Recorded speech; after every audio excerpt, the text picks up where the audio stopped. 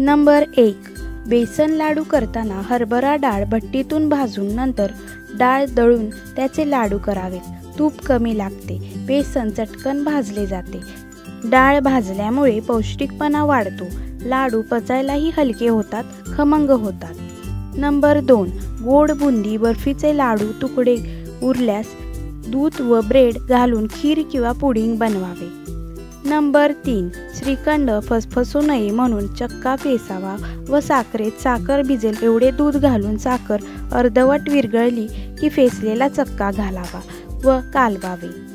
Number 4. आंब्याचा रस. श्रीखंड आंबट असल्यास त्यात थोडा खाण्याचा सोडा दुधात विरघळून घालावा. सर्व आंबटपणा निघून जातो. आंबट पदार्थात खूप साखर घातल्यास चव वेगळी लागते. नंबर 5. गुलाबजाम हमखास चांगले होण्याकरिता खवा मळताना त्यात अर्धी वाटी पनीर मिसळावे. पनीरमुळे पाक आतपर्यंत शिरतो आणि गुलाबजाम हलके होतात. नंबर 6. मेदूवडे करताना वड्याचे पीठ पातळ झाल्यास त्यात बारीक रवा मिसळावा. वडे कुरकुरीत होतात. नंबर 7. कोणत्याही प्रकारची धिरडी करताना कांदा कापून घातल्याऐवजी किसून घालावा. त्यामुळे धिरडी छान कुरकुरीत होतात.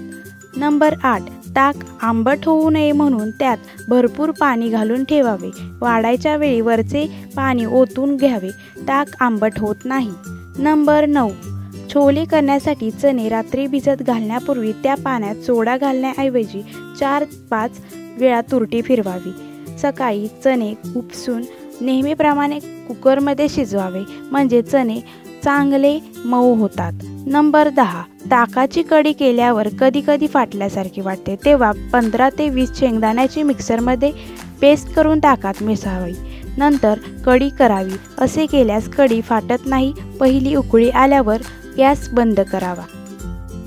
तर या व्हिडिओमध्ये आपण अशा काही टिप्स बघितल्या, त्यामुळे तुमचे किचनमधील काम सोपे होईल आणि झटपट होईल.